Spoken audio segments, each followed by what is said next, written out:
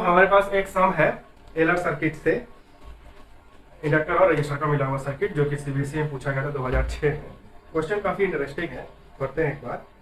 When an inductor L and a resistor R in series are connected across a 12 volt 50 hertz supply, a current of 0.5 ampere flows in the circuit.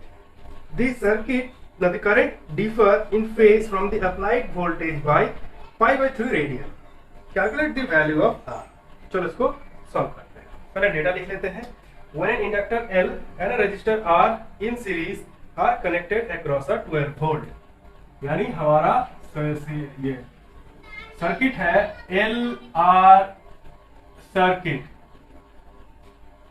Circuit का ये question है। यहाँ पे voltage बोल दिया है connected across 12 volt, यानी voltage 12 volt. Frequency linear frequency है 50 hertz. Current 0.5 ampere, 0.5 ampere. Phase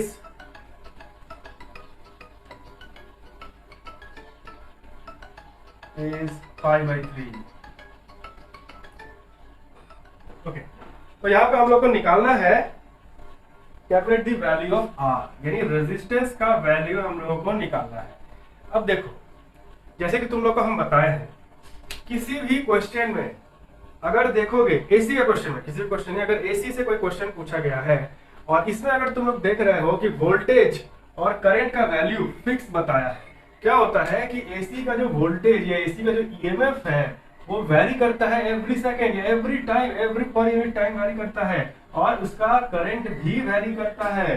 voltage versus time अगर बनाए और करंट वर्सेस टाइम अगर बनाए तो ये हमेशा वैरी करता रहता है, एवरी टाइम ये वैरी करता है। बट अगर क्वेश्चन में बोल दिया है कि वोल्टेज 12 वोल्ट और करंट 0.5 एम्पियर का सप्लाई दिया गया है सर्किट में, तो ये फिक्स कैसे बता सकता है? यहाँ तो ऑल टाइम वैरी कर रहा है, तो हमेशा एक वेरिएबल वैल्यू देना चाहिए। और अगर एक फिक्स दे रहा है तो इंस्टेंटेनियस वैल्यू हो सकता है, लेकिन इंस्टेंटेनियस वैल्यू बोलने के लिए उसको टाइम मेंशन करना पड़ेगा, किस टाइम का ये वैल्यू बता रहा है। तो अगर क्वेश्चन में फिक्स वैल्यू दिया हुआ है, एक इक्वेशन नहीं दिया हुआ है, इक्वेशन दिया रहेगा तो इस टाइप का इक्वेशन दिया हुआ रहेगा, E is equal to E0 sin omega t या V equal to V0 sin omega t, और करंट के बदले भी I equal to I0 sin omega t। इस टाइप का अगर इक्वेशन नहीं दिया हुआ है और अगर एक वैल्यू भी दिया हुआ है, तो अगर टाइम मेंशन नहीं किया गया है, सिर्फ और सिर्फ एक पर्टिकुलर वैल्यू दे दिया, इसका मतलब क्या हम लोग समझ लेंगे कि this is the DC equivalent of the voltage and current का भी डीसी इक्विवेलेंट ऑफ करंट, और डीसी इक्विवेलेंट को हम लोग क्या कहते हैं? RMS value. That means indirectly it has been told in the question that this is the VRMS, यानी RMS value of current, VRMS, और ये हो जाएगा आईआरएमएस। याद रखना इसको बहुत अच्छे से। तो मैक्सिमम टाइम स्टूडेंट्स यही चीज नहीं पकड़ पाते हो, इसीलिए वो लोग कंफ्यूज होकर जाते हैं कि हम लोग आरएमएस वैल्यू में से कन्वर्ट करें कैसे। याद रखना, फिक्स्ड वैल्यू दिया हुआ है, टाइम मेंशन नहीं किया है, मतलब this is already the DC equivalent, VRS IRS में नहीं दिया हुआ है, नहीं तो ये फिक्स कैसे बता सकते हैं ये लोग। Okay, now moving forward. R निकालना है। अब ये आर कहां से हो गया? जाहिर सी बात है एलआर सर्किट है तो यहाँ पे आर होगा ही। एल भी नहीं दिया हुआ है कहीं पे, एल भी दिया रहता तो काम चल जाता, लेकिन हम लोग यहाँ पे पावर फैक्टर, अगर जब हम लोग एलआर सर्किट का फॉर्मूला जब हम सॉल्व किए थे एलआर सर्किट, तो वहाँ पे एवरेज पावर का फॉर्मूला निकल के आया था I0 E0 by 2 into cos 5। ये जो पावर फैक्टर था, ये पावर फैक्टर कहाँ से आया था?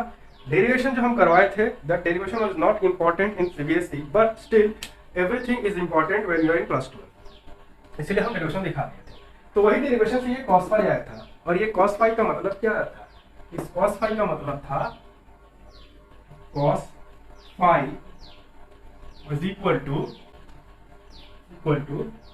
R by Z। Now what's Z? Z हमको मालूम है, इस Z का मतलब होता है इम्पीडेंस, और एलआर सर्किट है तो इसको इंडक्टिव इम्पीडेंस कहा जाएगा। इसी को अगर एक्सटेंड करके लिखे तो ये हो जाएगा R by root over of R square plus XL square. Now what is this XL square? ये होता है रिएक्टेंस, इंडक्टिव रिएक्टेंस। इसको और एक्सपेंड करके हम लिखते हैं, ये हो जाएगा R by root over of R square plus L square omega square. तो ये हो गया हम लोगों का कॉस पाई का मेन फॉर्मूला। लेकिन हम लोग को इतना कुछ नहीं करना है, हम तुम लोग को जस्ट इंफॉर्मेशन के लिए इतना बताया, हम लोग का मेन इसी से काम हो जाएगा। कैसे काम हो जाएगा चलो देखते हैं। फाइव, फेस फाइव, तो ये जो फेस दिख रहा है फाइव, यही हो गया पाई बाई थ्री। तो cos pi by three is equal to R by Z L. Now यहां से आर निकालना है, तो आर इज इक्वल टू ये cos pi by three cos 60 हो जाएगा half. That means ZL by 2 is the value of R. Now Z का value कैसे निकालेंगे हम लोग? ZL का वैल्यू, Z क्या है? Z को अगर हम लोग देखें तो एक्चुअली में ये इंपीडेंस है। इंपीडेंस का मतलब क्या होता है? करंट अपोजिंग फैक्टर, मतलब एक ऐसा फैक्टर जो करंट को रोकता है। अगर हम लोग ओम्स लॉ का फॉलो करें, V is equal to IR, तो ये हालांकि डीसी करंट के लिए इस्तेमाल होता है या एसी का इंस्टेंटेनियस करंट के लिए इस्तेमाल हो सकता है, बट अगर हम लोग आरएमएस के टर्म में निकाल दे, यानी कि डीसी इक्विवेलेंट के टर्म में इसको निकाल दिए, तो this equation can be turn into Vrms is equal to Irms into R। Now R is not resistance, इसको पकड़ लो, R means the opposing factor. Here the opposing factor is Z, that means we can write here Z, current opposing factor. Now ZL can be again written as Vrms by IRMS। Vrms कितना दिया हुआ है? 12, और IRMS कितना दिया हुआ है? 0.5। That means 120 by 5। तो हम लोग यहाँ पे इसको डिवाइड कर सकते हैं, 24 तो 24 ओम्स आ गया। तो ये क्या हो जाएगा? R is equal to 24 by 2 which is equal to 12 ohms. तो दिस इज आवर आंसर। तो इस तरीके से हम लोग इसको सॉल्व करना है। Each and every formula is important when you are learning about this. तो देख लो, कोई डाउट है तो बताओ।